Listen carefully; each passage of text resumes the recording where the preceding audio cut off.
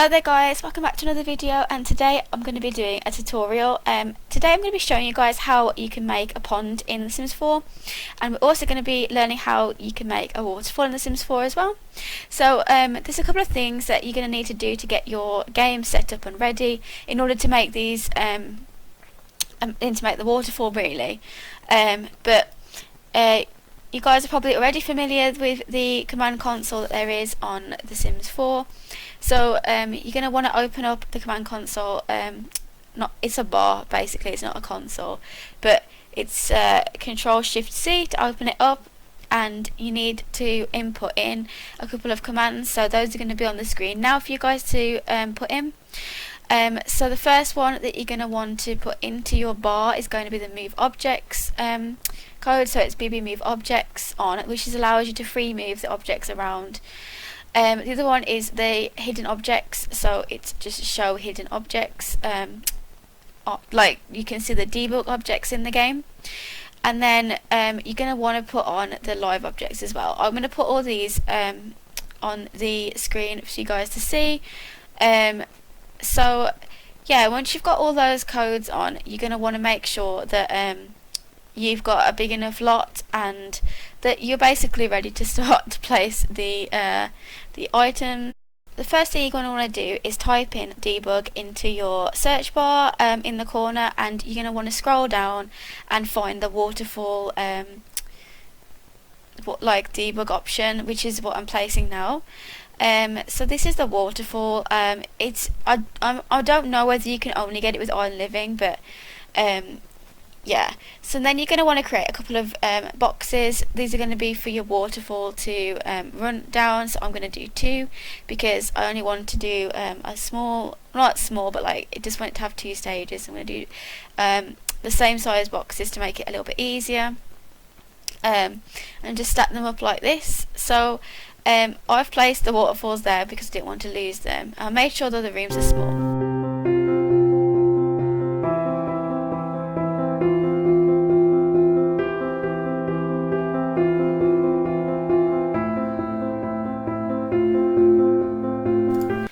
So I'm just gonna draw the pool around it that I'm gonna have once we've done the waterfall, just so we know what everything is. So I'm drawing it pretty much with the free tool because I want to make sure that it's it looks non-artificial. It doesn't look like it's supposed to be like that. I accidentally deleted it. Yeah, so you just wanted to make it look natural, not like a man-made thing. So obviously like a natural pond would have like kinks and curves. It's not going to be completely round like a swimming pool. So yeah, once you've placed that down, you can go back onto the waterfalls, and we're going to try and place them onto the boxes, but you need to have the Sims 3 camera on, because when you have it, you can actually pivot the grid around by holding the left click down and pulling it round like this. So you need to use the Sims 3 camera, otherwise it won't work. So you need to pull it round straight onto the boxes, and with this you can sort of like stack ones on top of each other as well. You don't just have to have one waterfall object. So I'm going to do several different waterfall objects, and I'm just moving it up as well. You can use Alt 9 on your keyboard to move it up, so that it's at the right level to just sit on top of the box, because at the moment it's quite far down. So yeah, I'm just gonna layer them on so that the box is covered. I'm sorry about the flashing as well, guys. I don't really know why it's doing that when I press 9. It just is. Yeah, so we've got a couple of waterfalls next to each other at the moment, and we're gonna try and get a couple more to put on the top bit. Oops. Okay, so yeah, once we've got them positioned how we'd like them to be, they're kind of overlapping, but when it's in live mode, they'll be moving. So we're gonna try and get some more waterfalls now from the debug option. And like I said, I don't really know whether it's Island Living only, but I think it was added with the patch that came with Island Living. I'm not sure. So yeah, so you can just place, like I said, you can place them on top of each other, and you can stack them to get more of a a gushing effect, basically. Yeah, I'm just gonna speed it up, guys, and then we can get to the next bit of the tutorial.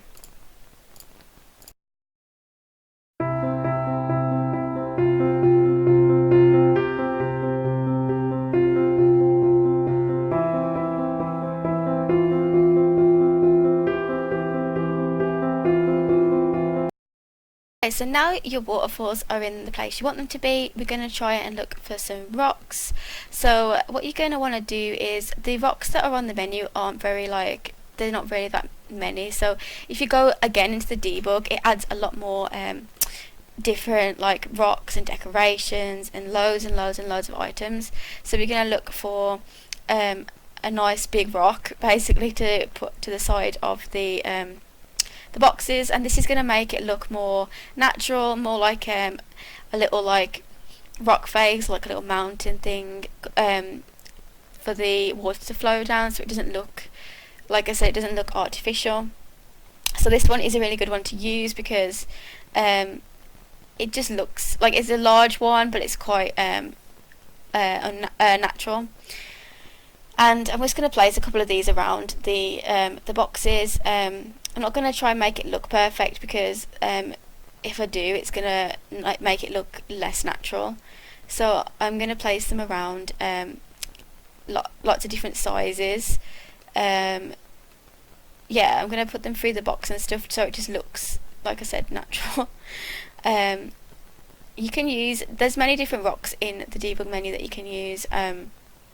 Especially with the island living ones, there's quite a few that are for island living. I think it's because they're in the world, and the debug menu adds items from the world that you wouldn't usually have in your menu to use, which is really great. But yeah, so if we just stack the rocks on top of each other, they start to look more, it starts to build up, and you can sort of see where we're going with this basically. And yeah, we've got a few different textures going on as well, and I also like to use a few different types of rock, and this is just because it's the same. If the same rock's repeated over and over, it might look a bit it looks a bit sameish. So I like to add a few different colour rocks because in nature you don't find everything to be perfect or the same. So I add a few different colours. Just to make it look, like I said, more of a natural cliff face. Okay, so now I'm just going to add, a few more different rocks and some leaves and stuff and foliage to make it look a little bit overgrown. Like I said, more natural with little bits of these jungle vines and things, which are from the Jungle Adventure Pack, I think they are from.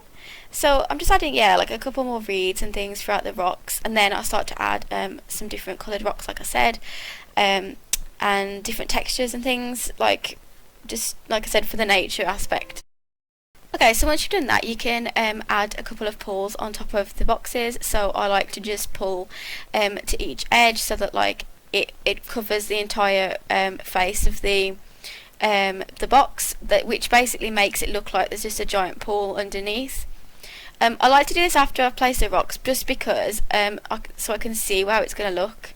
I don't want it to look artificial, so I try and extend to all corners so that it looks like there's a pool of water, and then there's the top bit where the water's coming out of, if that makes sense. You can't really see where the box is now that I've added all this water. And yeah, so now it looks like just a flow of water basically. Oops.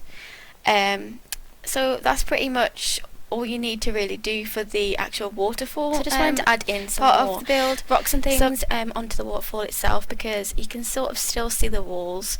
So I was looking at the debug menu and I found a few interesting things on the island living rocks, because they must have had some volcano-y sort of lots, I don't know, and they've added all these volcano looking rocks. So I've added a few of them in, and I'm gonna add some more smaller rocks in, just purely because I want to sort of try and disguise that wall you can see straight ahead. You can also do this with plants or anything really. I like to turn the wall brown as well because I think that it disguises it a lot better within, like if you missed a bit. And obviously it's the top white edge that you're trying to get rid of more than anything. I can't really add edges onto the wall. I thought you could, but like I don't think you can. But anyway, so I'm trying to add a few rocks over just to cover up the tops of the walls, and especially it's easier at the top because the water it will break the flow of the water if I add like all rocks up on the second layer. So I'm going to try and add them to the top first. Like I said, I use different colour rocks because I think that they looks more natural. So yeah, once I've done that, the next thing that I was going to show you guys is making like the edging and stuff underneath the water. One of the things that is important to do is to make sure that the underneath of the water looks as natural as possible. And yeah, I'm sorry guys, I just placed this fish thing. I'll explain later why I've put these down. It's more like this will actually add the fish into the pond, and I found these on Debug and I thought it was really interesting that you could do this.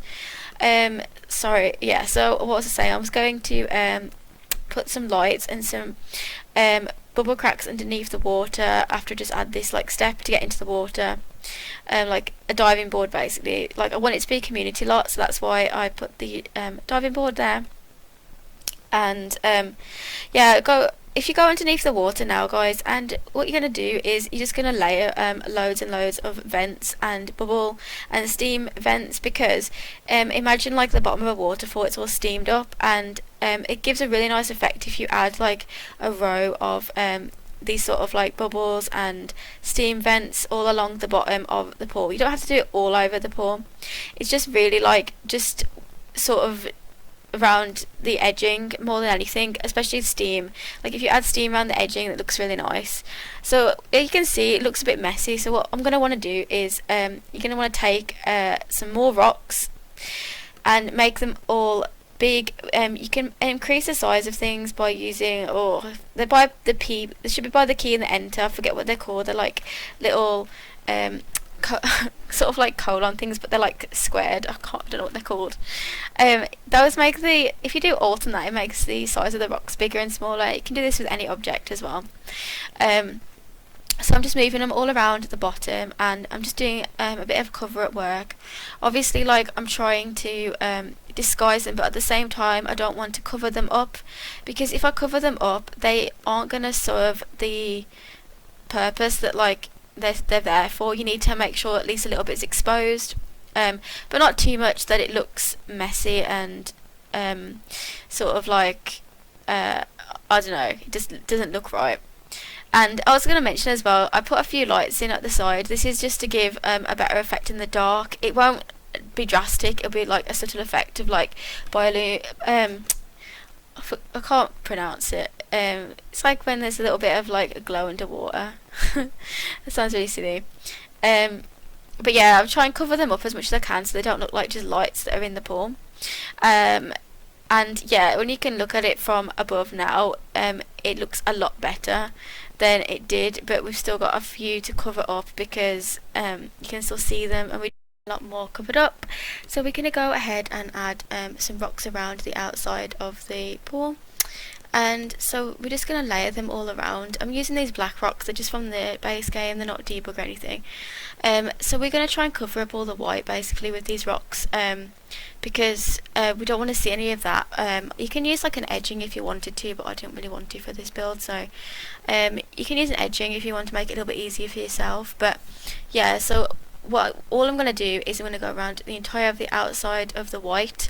That gives you like a line to work with, and you can just add rocks, and I like to use the black ones because they blend in with the big rocks that I've used basically, so they look more natural.